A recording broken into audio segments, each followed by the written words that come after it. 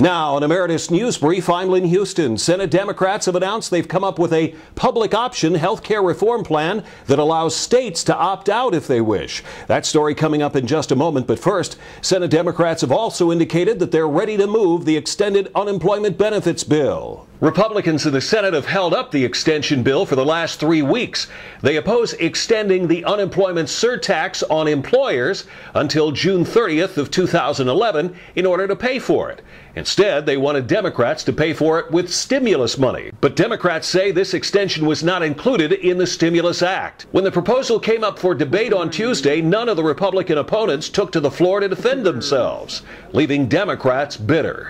The cloture vote tonight is on a motion to proceed, and it so demonstrates the dysfunction of the United States Senate these days. I mean, the motion to proceed is filibustered by the other side when we're trying to help some folks really who have lost their jobs, and many have lost hope during a steep economic decline.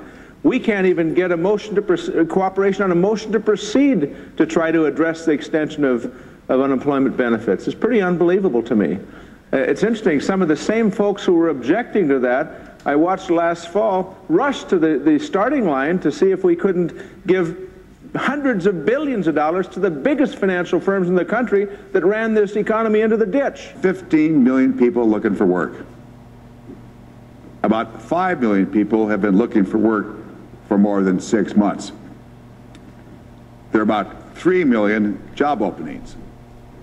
That's 15 million people chasing 3 million jobs. In the end, supporters had the votes to defeat the delay. On this vote, the yeas are 87, the nays are 13. 3/5 of the senators duly chosen and sworn having voted in the affirmative, the motion is agreed to. So a Senate floor vote is set for Wednesday morning. The hope is to pass the unemployment benefits extension in the Senate, send it to a conference committee to settle differences with the House, and then give it to President Obama before the end of the month.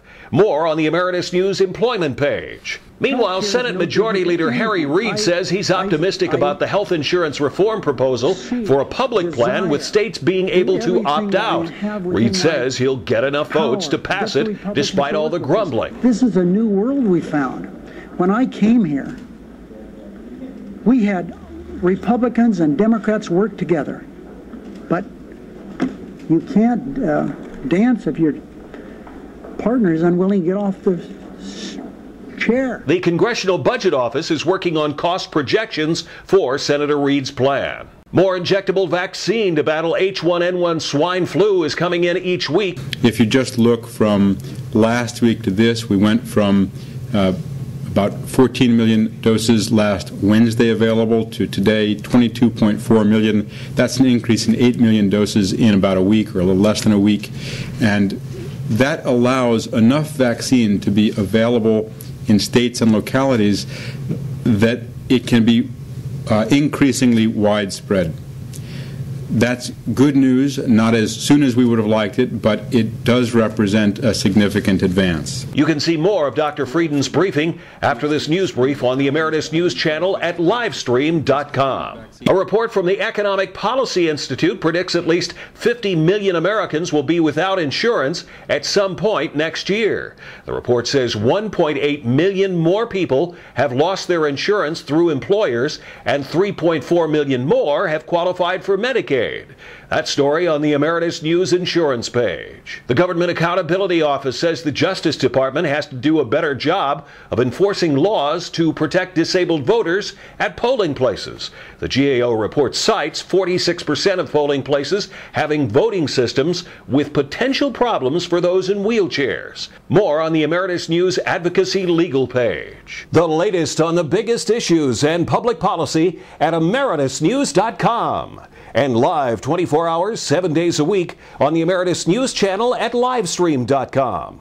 That's an Emeritus News Brief. I'm Lynn Houston.